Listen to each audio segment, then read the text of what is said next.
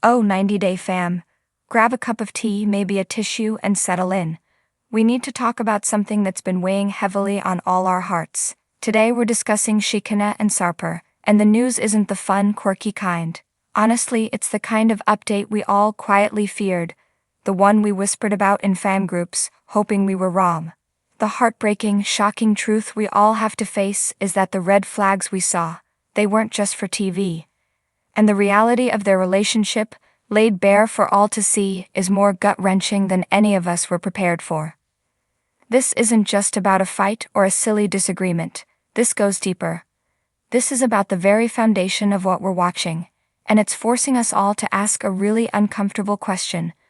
Are we watching a love story, or are we watching a tragedy unfold in slow motion? The dream that's turning into a nightmare. Let's be real. When we first met Shekinah, she was this vibrant, stunning esthetician from Los Angeles. She had her life together. She was independent, successful, and had this amazing group of friends who clearly adored her. Then she told us about Sarper, the Turkish bad boy, the man who, on paper, was every red flag in the book. Our hearts collectively sank when we learned about his past, especially his jaw-dropping body count. But Shekinah, bless her heart, was in love. She saw the man, not the numbers. She saw the potential. And isn't that the most relatable, heartbreaking trap of all? We've all been there, haven't we? We've all looked at someone and thought, I can be the one. I can be the one they change for. We've all believed that our love would be powerful enough to heal their past and build a new future. Shekinah flew to Turkey full of hope, and we rooted for her. We wanted her to be right. We wanted Sarper to be the exception to the rule. But the shocking news that's hitting us all today is the cold, hard realization. He wasn't the exception, he was the rule.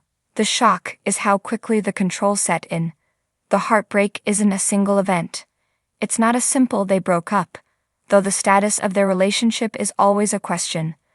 The real heartbreak is watching the woman who left LA disappear, piece by piece, right before our eyes. The shock isn't that Sarper is controlling. He told us he was. He was proud of his ideal woman standards. The shock is how fast Shekinah started to bend. It started small, as it always does. The makeup. You look like a clown, he said. He wanted her to look natural, but natural by his very specific, AI-generated looking standards. He didn't just have a preference, he had a mandate. And Shekinah, trying to be the cool girl, trying to show she was flexible, agreed. Then it was the clothes. Then it was her weight. He, a personal trainer, dictated her protein intake minus 100 grams a day. No excuses. He monitored her, he weighed her. He told her he wouldn't be attracted to her if she gained weight, even packaging it as concern for her health. This is the news that has us all reeling. We are watching a strong, independent woman be systematically broken down and remolded into someone else's fantasy. And the worst part, she's defending him. She's calling it love. She's insisting that this is just his culture or his way. No, honey, that's not culture. That's control. The heartbreak we all feel for her friends. Remember Shekinah's friends back home? The ones who staged what was essentially an intervention before she even left. They knew. They saw it. They tried to warn her. They told her she was repeating a pattern, falling for another bad boy, who would ultimately dim her light. Shekinah, in her love bubble, brushed it off. She was defensive. She was annoyed. Can you imagine how they feel now? Watching their best friend on international television, justifying why her partner gets to dictate her appearance, her body, and even her social media, is a special kind of hell. That is the heartbreaking news. The news is that her friends were 100% right, and now they are thousands of miles away, completely helpless, watching their worst fears come true. The shock is realizing that the bond between those women, which was so strong, is being strained to the breaking point by a man who insists on being the only voice in Shekinah's life. He doesn't just want to be her partner, he wants to be her everything, her stylist, her nutritionist, her life coach, and her one-man approval committee. That's not a relationship, that's a takeover. The devastating truth, is this even love? This is the 1,000-word question, isn't it? We have to ask, what is Sarper really in love with?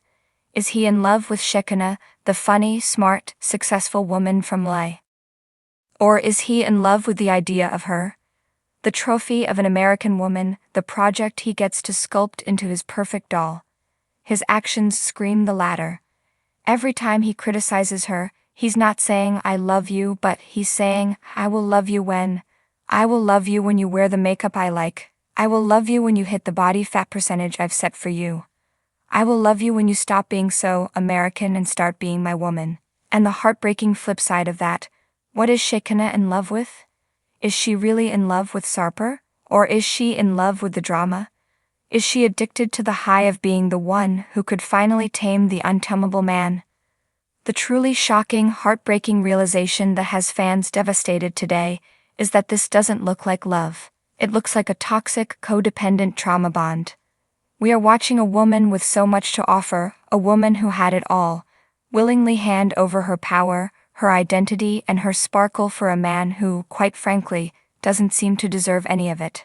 He's not a bad boy. He's a 43-year-old man acting like a college frat boy, demanding a partner who is a mix between a Barbie doll and a subservient 50s housewife. The news is out. The fantasy is over.